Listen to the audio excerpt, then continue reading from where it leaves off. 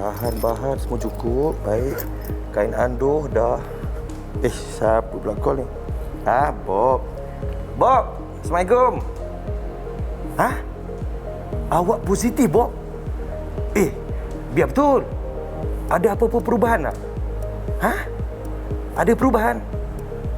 Kalau macam tu saya kena tanya cikgu ni. Okey, Bob. Awak kekal tenang Aduh. Kawan saya positif ni, macam mana ni? Tapi sebelum tu, jom kita saksikan siapa cikgu kita pada hari ni. Cikgu! Cikgu.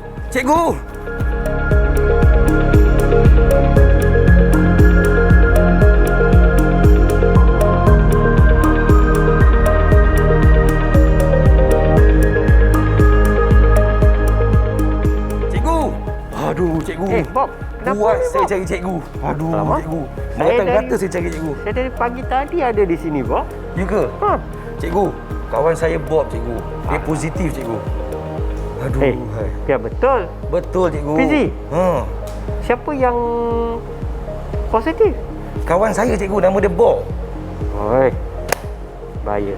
Apapun, hari ini kita bagi sedikit pendedahan, sedikit information tentang apa yang akan berlaku kalau seorang tu sudah mengalami positif. Dan kita tengok perubahan-perubahan yang dia alami sekarang. Itulah dia. Sebelum tu kita juga akan tengok tanda-tanda supaya kita dapat kaitkan tanda-tanda COVID positif dan perubahan yang dialami oleh pesakit berkenaan. Ya. Assalamualaikum, salam sejahtera kepada semua yang sedang menonton Core Curriculum di Didik TV KPM. Saya Fizi akan bersama-sama dengan anda sekarang ini, bersama-sama dengan Abang Fizi sekarang ini. Kita ada Cikgu Muru daripada Bulan Sabit Merah Malaysia. Cikgu, apa khabar, cikgu? Sihat? Sihat, cikgu ya? Cikgu yang hebat. Baik, cikgu.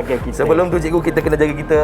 Nak pesan kepada semua yang sedang menonton Curriculum Didik TV KPM ni, akan dapat jaga jarak, dapat jaga SOP yang paling penting. Nampak tak macam kami pakai ni?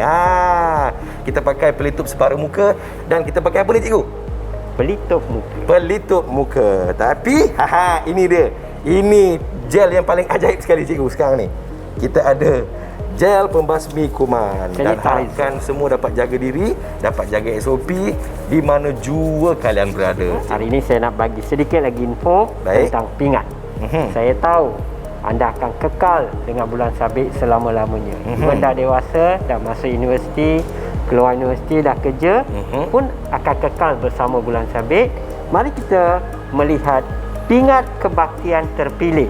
Dalam bahasa Inggeris kita sebut Excellent Service Medal. Pernah dengar tak? Dewasa-dewasa ni selalu ya? excellent service. Service yang terbaik, terunggul. Baik. Pingat ini dianugerahkan oleh pengurusi kebangsaan dengan sokongan jawatan kuasa anugerah. Siapa yang dapat? Siapa, cikgu? Itu dia. Yang telah melengkapkan perkhidmatan yang terpilih. Sangat baik punya perkhidmatan. Baik. Sekurang-kurangnya 10 tahun selepas perkhidmatan melepasi had umur 18 tahun. That means after 18 years old, selepas 18 tahun berkhidmat secara bersungguh-sungguh, secara berhemah selama 10 tahun. Baik. Anda layak untuk memohon ataupun layak untuk dipertimbangkan untuk diberikan Excellent Service Medal ataupun pingat kebaktian terpilih. Okey. Baik. Fizi. Tengok sekarang kes semakin berkurangan. Kenapa kawan-kawan kita masih yang dapat COVID? Itulah, cikgu. Kalau kita lihat statistik sekarang ni, kes aktif semakin berkurang. Akan tetapi, cikgu, ramai kawan-kawan saya sekarang ni yang dijangkiti oleh COVID-19. Dan ramai juga kawan-kawan saya sekarang ni yang tak tahu nak buat apa ni, cikgu. Fizi, saya just bincang dengan Fizi ya. Tengok sekarang, kita masih berada dalam konsep norma baru, Fizi. Betul. You akur tak dengan apa kata saya? Saya memang akur, cikgu. So, tapi apa berlaku? Tengok diri kita. Kita berdua cukup. Betul. Dengan pelitup muka, dengan pelindung muka, semua kita pakai. Sampai dia punya penutup muka kita ni sampai 2 lapis kita pakai. Okey. So ini menunjukkan kita kena terima perubahan yang kita alami sekarang. Tapi berapa orang yang alami? Dengar berita restoran sudah buka, ramai-ramai pergi. Tapi betul lah cikgu, sekarang ni ramai kawan-kawan saya bila restoran mamak dah buka, ramai yang lepak ramai-ramai cikgu. Satu meja ada 5-6 orang cikgu. Penjarakan dah tak ada, SOP dah tak ada cikgu. Dia tak pakai dah penjarakan. Saya dah cerita dalam episod-episod dulu, kalau kita cuci tangan, pakai penutup muka, pelitup muka, jaga distance. Betul. Masalah COVID-19 ni sekurang-kurangnya dapatlah Diputuskan. Okey, dalam under our control. Sekarang dia jadi out of control kerana kita tak ambil kisah sangat. Okey. You boleh keluar, boleh rentas daerah, boleh pergi mana dan sebagainya, tapi you kena jaga. Okey, Fizi. Baik cikgu. Kita akan bincang lebih lanjut tentang topik ini Selepas ini cikgu. selepas. Boleh? Kita rehat seketika. Kita kembali selepas ini di Core Curriculum Didik TV KPM. Didik TV Didik TV KPM. Ya, selamat kembali menonton Core Curriculum di Didik TV KPM. Hai, saya Fizi masih lagi bersama-sama dengan Cikgu Muru. Hari ini kita dalam bersatuan, bukan bersatuan cikgu ya, Bulan Sabit Merah Malaysia, BSMM. Kalau tadi Abang Fizi dah beritahu ada kawan Abang Fizi ni yang dah positif cikgu. Macam mana cara-cara kita nak ketahui gejala positif COVID-19 ni cikgu? Soalan yang sangat bijak pada senario ini. Betul cikgu. Okey. Bukan ramai nak tanya. Ramai tak nak tanya. Sebab takut dah tanya. So untuk itu saya nak bagi tahu kebanyakan remaja kanak-kanak yang dijangkiti COVID-19 tidak ada gejala. Itulah Itu yang cikgu. bahaya dan hanya mengalami gejala-gejala ringan. Sekiranya remaja tidak mengalami gejala, Baik. namun kita masih boleh melihat beberapa tanda untuk kita berwaspada. Nombor 1, batuk berpanjangan selama 7 hari. Oh, batuk cikgu ya. Batuk saja, batuk kering. Asyik batuk. Cuba you batuk. Contoh batuk. Contoh. Baik cikgu. Okey. Seterusnya, demam. Boleh Lepas tengok. batuk demam pula cikgu ya. Demam panas. Menggigil. Okey. Lepas tu berhenti. Datang balik. Okey. Seterusnya, mangsa juga mengalami sakit kepala. Aduh, sakitnya kepala. Dia akan pegang kepala dia. Okey. Mangsa akan pegang kepala dia. Okey. And then di sini kekurangan oksigen pada lungs atau paru-paru. Dia mangsa juga mengalami sesak nafas. So rhythm dia sudah lari. Tengok senario dia. Okey. Baik cikgu. Dan seterusnya mangsa mengalami cirit-birit. Oi, cirit-birit pun You salah akan satu gejala perasan, cikgu ya. Itu salah satu gejala dia. Tanda kelima Baik. cirit-birit ni ialah dia dah sesak nafas, dah demam, dah sakit kepala, sekarang cirit-birit pula. Selesa ke tak selesa? Memang tak selesa lah cikgu. Seterusnya, tanda seterusnya adalah muntah. Real muntah, bukan rasa nak muntah, real muntah. Memang muntah. Memang muntah, dia akan muntah. Okey. Okey. Dan bila semua ini berlaku dengan muntah, dengan demam, dengan sakit kepala, dengan rasa susah nak bernafas, sukar Cirit-birit untuk lagi. bernafas, kelesuan akan datang tanpa diundang. Itulah. Okey, mangsa rasa lesulah, tired. Dengar tu Okey? kawan-kawan. Itu you kena dapatkan kepastian supaya dengan adanya gejala-gejala begini kita boleh putuskan rangkaian dan kita akan cerita seterusnya dalam segmen-segmen lain. Baik. Bagaimana kita nak kuarantin. Sekarang hari ini saya dah bagi tahu gejala COVID-19 positif. Okey? Baik cikgu. Faham? Faham cikgu. Kita akan sambung lagi Baik. dalam segmen yang Seterusnya. Ya, kita rehat seketika. Kita kembali selepas ini di Core Curriculum Didik TV KPM. Didik TV KPM. Didik TV KPM. Ya, selamat kembali menonton Co-Curriculum di Didik TV KPM. Abang Fizi kat sini bersama-sama dengan Cikgu Muru daripada Bulan Sabit Merah Malaysia. Kita bercerita tentang bagaimana kita nak mengenali gejala-gejala pesakit positif COVID-19, Cikgu. Dan apa yang diorang rasa, apa perubahan dalam diri kan, Cikgu kan? Tadi dalam segmen tadi, Baik, Cikgu. kita dah mengenali gejala-gejala yang dialami oleh pesakit COVID-19 positif. Saya dah cerita banyak jugalah gejala-gejalanya. Antaranya sakit perut, muntah-muntah, demam, batuk sesak nafas, hilang deri rasa, deri bau. Bagus saya. Ya, Cikgu. Okey, semua itu gejala. Kita dah tahu dah. Now, orang yang selalu bergejala, ada kontak rapat, dia akan kuarantinkan diri. Sekarang kita jangan salah tafsir. Orang yang kuarantinkan diri, dia akan mengalami perubahan. Ingat bila dah gejala, dah dapat gejala COVID-19 positif, seharusnya pesakit berkenan perlu kuarantinkan diri. Betul, Cikgu. Apabila dia kuarantinkan diri, kita ahli keluarga, kita kenalah menerima perubahan yang dialaminya. Mari kita lihat satu persatu perubahan yang dialaminya. Okey. Nombor satu. Cikgu. You kata kawan you kan? Bob. Okey. Sekarang ini simulasi. Sekarang kita ada Cikgu Badrul di depan kita ni. Bayangkan Cikgu Badrul sekarang ni sedang dikuarantin di rumah. Dia kuarantin diri sendiri. Okey. Baik, Cikgu.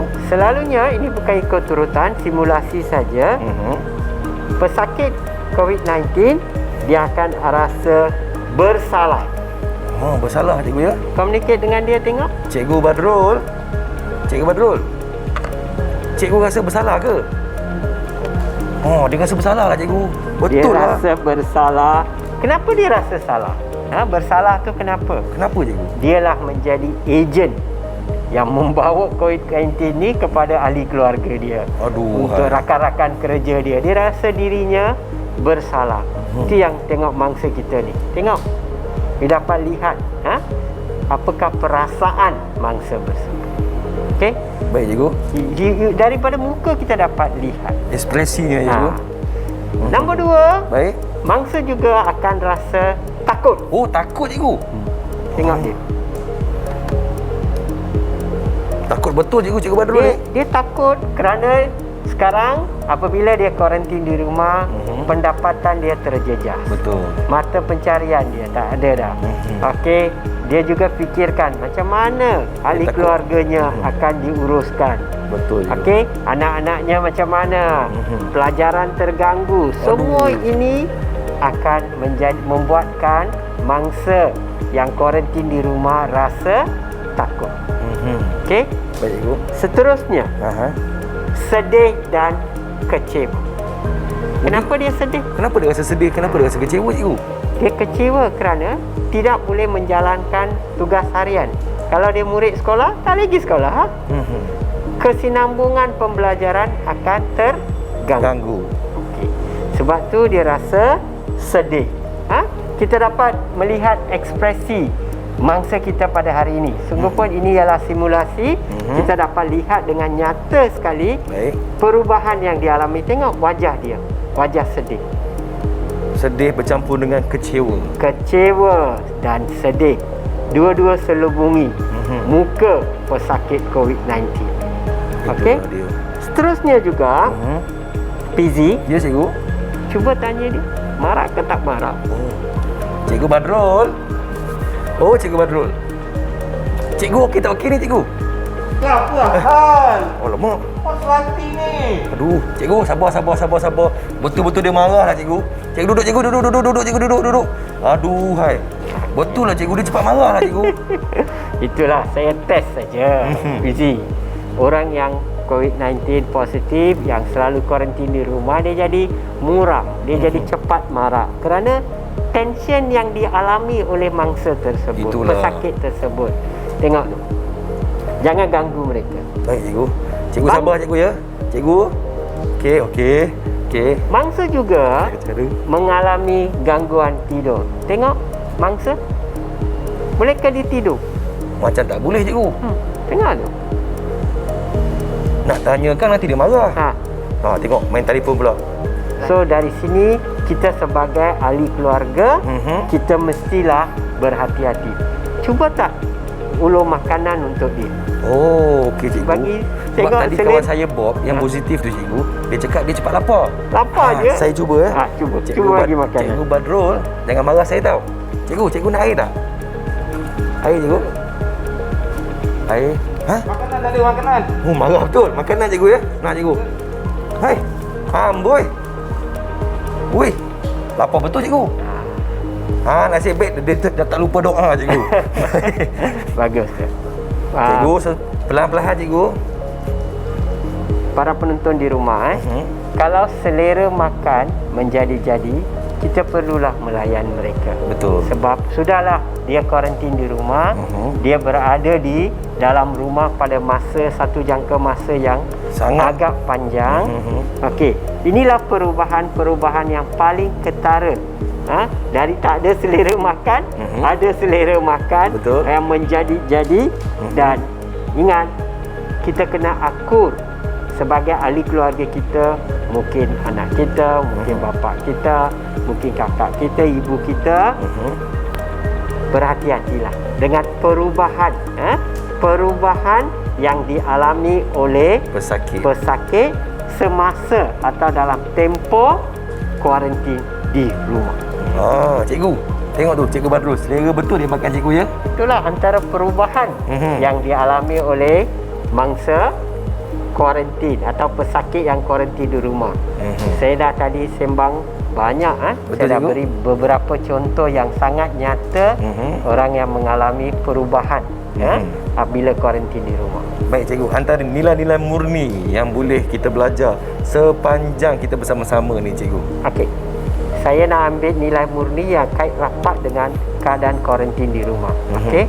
Para pelajar, anda kena tahu bagaimanakah perasaan atau pesakit yang kita kuarantinkan ni. Dia kuarantin sendiri secara sukarela. Betul. Tapi kita tak boleh sisihkan dia. Semua keperluan hakiki dia seperti makan, minum, pakaian, semua tu kita perlu uruskan untuk dia. Perlu jaga je. Jagalah. Tapi kita sebagai anak ataupun kita sebagai orang yang menyediakan makanan, kita kena jagalah. Kita jaga kita. Tetapi hakikatnya pesakit itu perlulah diberi makan, perlulah diberi pakaian yang sesuai, apa saja keperluan dia, handphone ke ataupun bahan bacaan, TV dan sebagainya. Jangan menafikan perkara-perkara yang dia rasa perlu, jangan menafikan. Okey. So kita kena prihatin. Nilainya di sini adalah prihatin. Elemen atau nilai prihatin perlu sewajarnya kita mempraktikkan apabila pesakit COVID-19 dikuarantin di rumah. Sungguh pun pesakit mengalami banyak perubahan, tapi kita terima sajalah seadanya dan kita layan pesakit tersebut. Betul. Sehinggalah pesakit tempoh period kuarantin ini tamat. InsyaAllah. Baik, terima kasih kepada Cikgu Muru. Terima kasih kepada Cikgu Badrul kerana sudi bersama-sama dengan kita. Satu perkongsian yang sungguh baik yang harus kita amalkan bersama-sama. Ingat, Abang Fizi nak pesan, jangan sisihkan pesakit COVID-19. Ya, kita harus prihatin dan kita harus menyelami apa perasaan yang mereka alami. Baiklah kawan-kawan, jaga diri baik-baik. Semoga kita semuanya terhindar daripada sakit COVID-19 ini. Jumpa lagi. Assalamualaikum. Bye-bye.